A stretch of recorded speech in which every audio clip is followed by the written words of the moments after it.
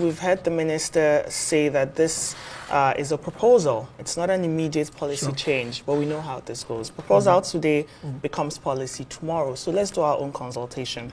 Extending basic education to 12 years, they say, will give students a more standardized curriculum and better vocational training. I want to ask you, this new structure proposal, what does it address? Does it address the issue of quality of education? Is it the solution to poor funding, outdated curriculum, lack of facilities? What does it address? I think that's a brilliant question. First, it doesn't address, it probably addresses the, the staged manner of the curriculum, of the system, which means in the past, we used to have primary 6 people, probably the 1960s, who work in the civil service. System. Who work in the civil service. They have the skills they acquire, primary clerical, literacy, could be enough to be just technical skills. We have today, there's changes in the job market, changes in the structure of work. So more of knowledge work, intelligence comes in. So there's no difference between somebody who didn't go to primary school and somebody who finished primary 6 in terms of any employable work. Again, so somebody can go off at primary school and somebody can, veer off at junior secondary school, have a JSS certification. And be employable? But today, it's not realistic. So I think the good thing about this policy, in my view, is that it's saying, looking at the word of change, the word of work, looking at the skills and knowledge you need to survive in today's world of high tech, of mass communication, social media. We think that perhaps it doesn't make any sense certifying people at any stage apart from 12 years. Now, so it addresses that. But again, the big elephant in the room is 12 years can be more functional. Okay, for example, if you look at 6th grade, 10th grade in China, and the aids, the technology they use to learn and what they're learning. And then you can see a 12th grade school in any part of rural Nigeria and say, apart from the curriculum design that we need to change, but again, do you have the resources, the commitment to match resources to that curriculum? So if you say they should be learning basic technological terms, maybe at grade 6, grade 7, 8, 10, do they have availability? Do they have it? So this will not address any of the issues around quality per se, but it provides support for 2 things. One, I think compulsory 12th grade. But the problem is that we had compulsory 9th grade. The basic education in Nigeria is 9 years schooling. But we see many places, we still have the highest number of out-of-school children in the world. So it didn't work. I mean, if all those after-school children had 9-year basic education, they will improve productivity, they have better citizenship, they can manage the risk better in a complex world. So we couldn't deliver on compulsory basic 9 years of education. We want to do 12, which I think is probably, it's right that everyone should at least, what I want to do, vocational school, what I want to go to university, or you should have 12 years solid education. But again, the question then is, how do you structure this together with the vocational education? Because arguably, if people finish primary school, one can argue that some people can actually track straight to vocational training. Or is it after, the advantage that the 633 gave us, or gives us since it's still operational, is that after junior secondary school, you could track into vocational school. So the assumption is that the 6 years plus the 3 years of junior secondary school gives you the competencies to either go into tailoring, mechanic, woodwork, all different things. Now, if you're going to do a 12 years no exit system, it means that you have to put 12 years, senior secondary school before you can veer off, or you're going to design. So how are you going to design within that 12 years? The track for, at what point do you begin to move away from vocational and grammar and technical at the level of secondary school? That's also one. And then again, the issue of service providers. So you see schools that have primary, they just design themselves as primary school, and then they certificate at that level and move on. Other people, you now go to secondary school. Yeah. So now you either have to do all the turnkey, everything. So you're going to be a 12th grade school, or they have to fashion a way. So those are some of the issues they have to address. And so I think, like you pointed out in your intro, oftentimes these policies are not properly theorized, and then consultations with everybody, parents, school providers, the teachers union, and all that. It does look like the minister is learning very fast from his predecessor.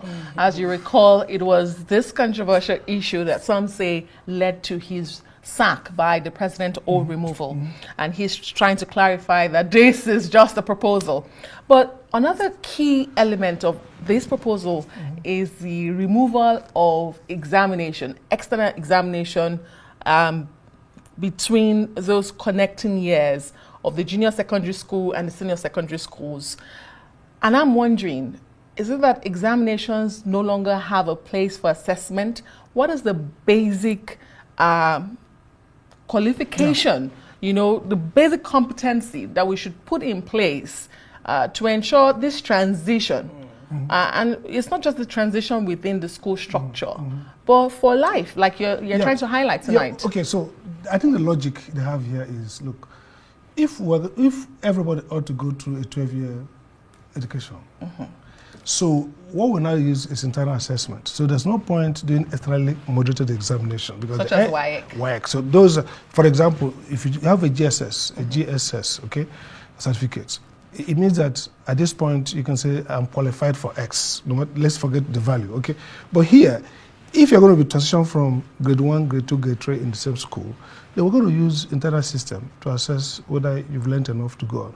And again, so there's nothing like external certificate. I think it makes it. But the problem is this: we need to develop a curriculum and testing method and ensure that also that we're not promoting people who are not qualified to the 12th grade, and then probably they do the certification and pass or fail, that somehow the internal assessment system is strong enough to decide those who are not making the mark and find a way either they repeat their classes.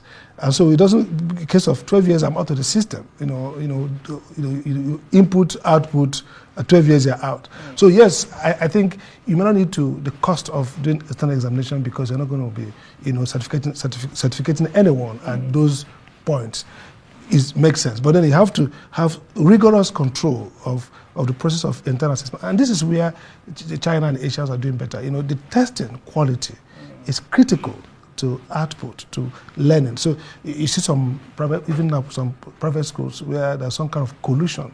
So that students don't feel bad, parents don't feel bad, everybody just gets an A, or so just move on, great. And then when it gets to competitive level, that's why we're not doing well in the PISA test globally, because our rigor, our quality is not strong. So you can leave out external tests, but make sure you have strong internal assessments, system that make sure that those who are getting to 12th grade really deserve to go to 12th grade and will do well. These are some of the issues that I think the Ministry of Education with stakeholders will have to look into as they're consulting come October 2025. But let's talk about the legal and structural implications.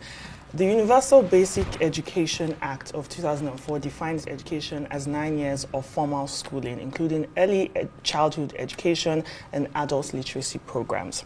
Now, this proposal would require amending that act. What other legal hurdles, structural hurdles, might we emphasize? You don't forget that we had the universal primary education up until, I think, in the 1976. So it was universal primary, not universal basic, because we now looked at the commitment that everybody should have at least 9 years education. Okay, so you have to look at the UBEC law to make sure. For example, you have to change the 633 formula and bring a 12-year, and then make 12-year, compulsory. There will be ancillary changes required. Again, how the states fit in, because the structure in the UBEC law, based on the universal primary education, has a structure of federalism, how the central government and the states work. For example, now we know that the local government are largely responsible for primary schools. We know at the level of secondary school, much depends on the state, but of course federal government intervenes through their federal colleges, and then matching grant in terms of support. And so those processes have to change now. The monitoring and evaluation structure has to change. So if you're going to say that education is now 12th grade, so how are you going to segment the various levels of government competencies and ownership of which level? So it was easy to say primary education belongs to local governments and their state support them with their law. Yeah. Federal government had no business getting involved, except through maybe supports, that are discretionary. You cannot say secondary education is perhaps concurrent. Federal has limited, state has much, and the university, everybody goes in. So now that you're going to have 12 years, a different kind of structure, you have to also look into the governance structure. How do you manage this process so that states and federal government are going to share it? So state government sets up a school, it has to be a 12th grade school. If federal government set up a school, it has to be a 12th grade school. Or how are they going? So those are some of the ancillary amendments that you have to look into. It does look like a lot to go into this before we come to any conclusion. Thank you.